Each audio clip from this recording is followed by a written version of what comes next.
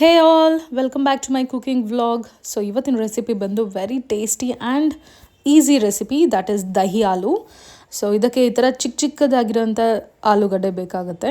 So ದೊಡ್ಡದಾಗಿದ್ದರೆ ಇದನ್ನು cut ಮಾಡ್ಕೊಳ್ಬೋದು, ಬಟ್ ಚಿಕ್ಕದಾಗಿರೋ ಆಲೂಗಡ್ಡೆ ಇದ್ದರೆ ತುಂಬ ಟೇಸ್ಟಿ ಆಗುತ್ತೆ.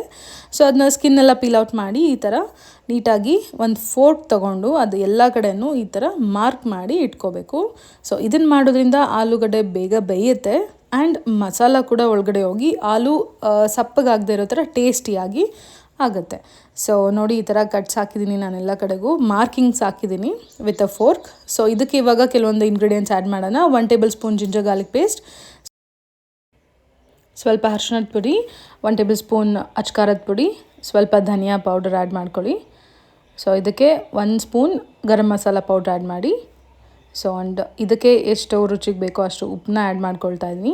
ಸೊ ಇದಕ್ಕೆ ಮೊಸರು, 1/2 ಕಪ್ ಮೊಸರನ್ನ ಆ್ಯಡ್ ಮಾಡ್ತಾಯಿದ್ದೀನಿ. ಸೊ ಇದನ್ನು ನಾವಿವಾಗ ಕ್ಲೀನಾಗಿ ಮಿಕ್ಸ್ ಮಾಡಿಕೊಂಡು ಇದೆಲ್ಲ ಮಸಾಲಾನು ಎಲ್ಲ ಆಲೂಗೂ ಈವನಾಗಿ ಸ್ಪ್ರೆಡ್ ಆಗಬೇಕು. ಸೊ ಆ ಥರ ಇದನ್ನು ಕ್ಲೀನಾಗಿ ಮಿಕ್ಸ್ ಮಾಡ್ಕೊಳ್ಳಿ. ಆ್ಯಂಡ್ ಈ ಮ್ಯಾರಿನೇಷನ್ನ ಒಂದು ಟೈಮ್ ಇದ್ದರೆ 1 hour ಇಡ್ಬೋದು, ಇಲ್ಲಾಂದರೆ ಒಂದು ಮಿನಿಮಮ್ 15 minutes ಅಂತೂ ನಾವು ಇಡಬೇಕಾಗುತ್ತೆ.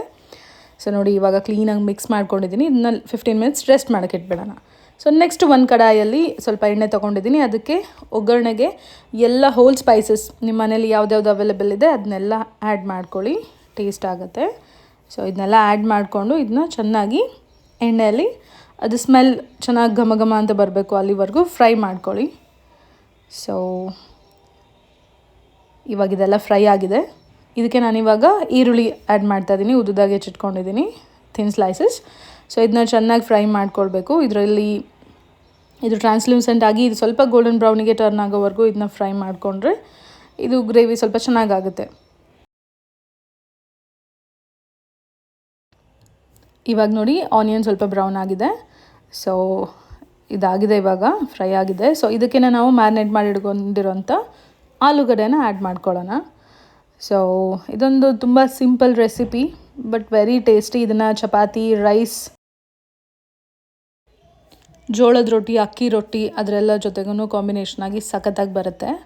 ಸೊ ಓನ್ಲಿ ದ ಥಿಂಗ್, ಇದು ಆಲೂ ಕುಕ್ ಆಗೋವರೆಗೂ ಇದನ್ನ ನೀಟಾಗಿ ಬೇಯಿಸಬೇಕು ಅಷ್ಟೇ ಇದರಲ್ಲಿ. ಸೊ ಆಲೂಗಡ್ಡೆಗಳು ನಾವು ಫುಲ್ ಆಲೂಗಡ್ಡೆನ ಹಾಕಿರೋದ್ರಿಂದ ಇದು ಸ್ವಲ್ಪ ಕುಕ್ಕಿಂಗ್ ಟೈಮ್ ತೊಗೊಳುತ್ತೆ.